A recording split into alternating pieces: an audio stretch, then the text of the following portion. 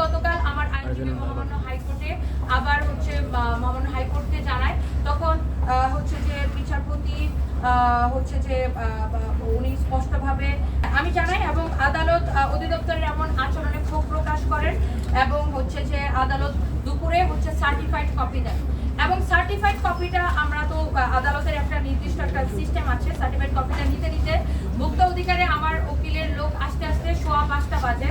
তখন সেখানে ওনাদের অফিসের সকল মানে মোটামুটি অনেকেই উপস্থিত ছিলেন।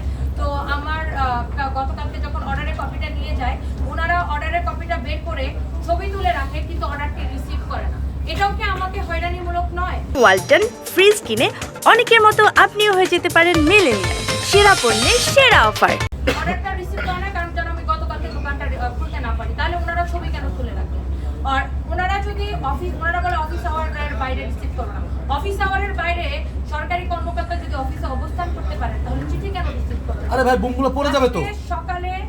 আজকে সকালে পুনরায় সকাল 9টায় ওনাদেরকে অর্ডারের কপি পাঠানো হয়।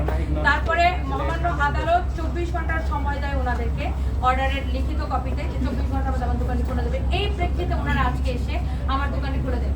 এখন আজকে 28 দিন পরে আমার দোকানটি খোলা হয়, প্রায় 30 দিন বা গত 13 তারিখে বন্ধ হয়, আজকে 12 তারিখ।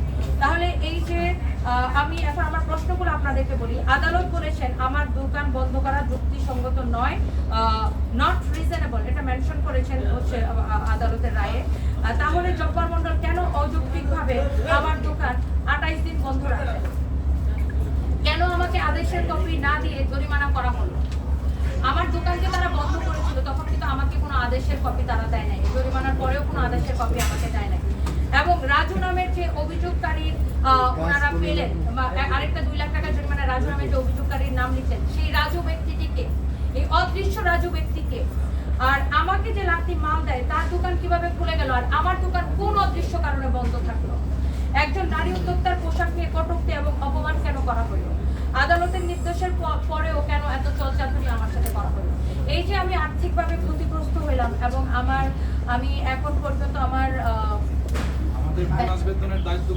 বেতন বোনাস আমি দিতে পারি নাই, এটার দায় আসলে কে নেবে? প্রশ্ন আছে। আমি আরো একটা কথা ভাইয়া যুক্ত করতে চাই, সেটা হলো এই পর্যন্ত নিশ্চয়ই আপনারা জানেন জাতীয় ভোক্তা অধিকার সংরক্ষণ অধিদপ্তর না হলে 25 থেকে 30,000 অভিযান তারা পরিচালনা করছে।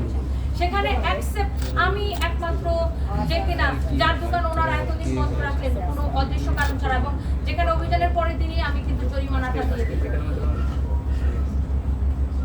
এবং আমি আপনাদেরকে আরেকটা জিনিস অবগত করি, এর মধ্যে আমি কি পরিমাণ হয়রানির শিকার হচ্ছি। আমি যখন ওনারা আমার দোকানটা যখন খুলে দেয় না, তখন আমি আমার আইনজীবীর মাধ্যমে, আমি যখন ওনাদের কাছে প্রায় 10 দিন ধরে ঘুরতেছি আমার দোকান খুলে দিচ্ছেন, আমার আইনজীবীর মাধ্যমে যখন ওনাদেরকে নোটিশ প্রেরণ করি, তখন জব্বার মন্ডল মিডিয়া সহ আমার অফিসে রেড দেওয়ার চেষ্টা করে। তখন আমার অফিস, আমি যেহেতু মানসিকভাবে ভেঙে পড়েছিলাম, সামাজিকভাবে আমি মুখ দেখাতে পারছিলাম না, আমার অফিস বন্ধ থাকায় সে আমাকে নতুন করে আর কোনো ঝামেলায় ফেলাতে পারে নাই। এবং সে আমার অফিস বন্ধ হয়ে সে আবার আমার ধানমন্ডি শোরুমে অভিযান করতে চায় মিডিয়া সহ, কিন্তু তখন ধানমন্ডি শোরুমটি ওই যে সাপ্তাহিক ছুটি থাকার কারণে সে আমার ধানমন্ডি শোরুমে অভিযান পরিচালনা করতে পারে না। তখন আমি ভয় পেয়ে স্বাভাবিকভাবে আমার প্রতিষ্ঠানের সকল কার্যক্রম আমি বন্ধ করে দিই এবং মহামান্য হাইকোর্ট রুল জারি করার পরে পুনরায় আমি আমার প্রতিষ্ঠানের কার্যক্রম চালু করি, অন্যান্য শোরুমগুলো এবং আমার অফিস। তাহলে এই যে নারীর প্রতি সহিংসতা, এটার কারণ কি?